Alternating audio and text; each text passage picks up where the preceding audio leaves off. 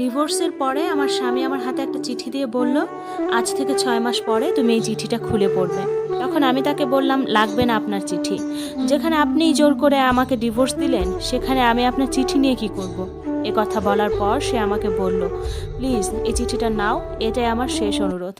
আর কিছুই বলবো না তোমাকে। ইচ্ছা না থাকা সত্ত্বেও তখন আমার চিঠিটা নিয়ে ব্যাগে রাখতে হলো।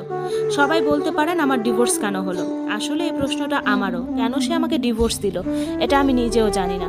তো আমাদের দুজনের ডিভোর্স হওয়ার পর যখন আমি বাসায় আসতেছিলাম, তখন লক্ষ্য করতেছিলাম আমার স্বামী কেমন জানি কান্না করতেছে। মনে মনে ভাবলাম, যা ইচ্ছা করুক তো, আমাকে নিজেই সে ডিভোর্স দিয়েছে। সে আমার স্বামী না, সে আমাকে ঠকিয়েছে।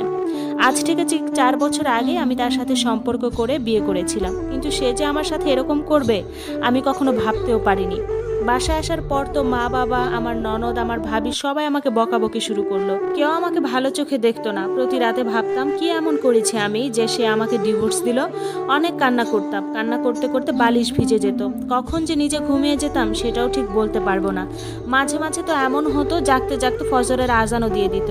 এর মাঝে আমাদের বিবাহ বিচ্ছেদের 1 বছর হয়ে গেল। হঠাৎ করে মনে পড়লো আমার স্বামী তো আমাকে হাতে একটা চিঠি দিয়েছিল, যেটা 6 মাস পর খুলে পড়তে বলেছিল। মুহূর্তেই আমি যে ব্যাগে চিঠিটা রেখেছিলাম সেখান থেকে বের করে পড়তে শুরু করলাম।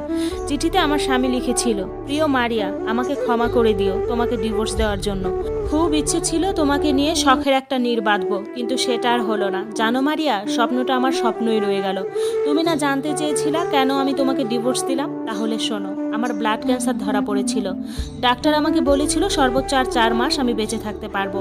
এরপর হয়তোবা দুনিয়াতে আমি থাকতেই পারবো না। কথাটা শোনার পর কি করব ভেবে পাচ্ছিলাম না।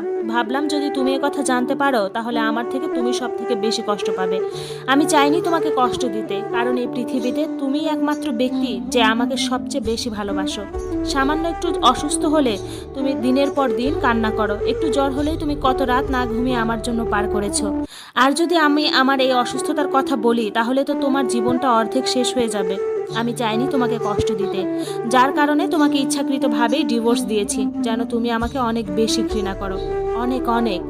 তোমার মন থেকে যেন একদমই চিরতরে মুছে ফেলো, আমার নামটাও যেন তোমার মুখে নিতে আর ভালো না লাগে। জানো মারিয়া, আমি তোমাকে অসম্ভব ভালোবাসি। তোমাকে ডিভোর্স দেওয়ার পর আমি অঝরে কান্না করেছি। কোনো কিছুই আমার আর করার ছিল না। তুমি আমার কাছে সেই লাল টুকটুকে একটা বউ, প্রিয়তমা স্ত্রী। আমার চোখে দেখা দুনিয়ার সব থেকে শ্রেষ্ঠ নারী হচ্ছে তুমি। তোমার মতো কাউকে আমি পাইনি। যদি আবার পুনর্জন্ম বলে কিছু থাকে আমি তোমাকেই চাইবো, কিন্তু সেটা তো আর সম্ভব না। জানো আপু, চিঠিটা পড়তে পড়তে আমি এমন এক জগতে হারিয়ে গিয়েছিলাম, মনে হচ্ছিল সেখান থেকে আর বেরিয়ে হতে পারবো না।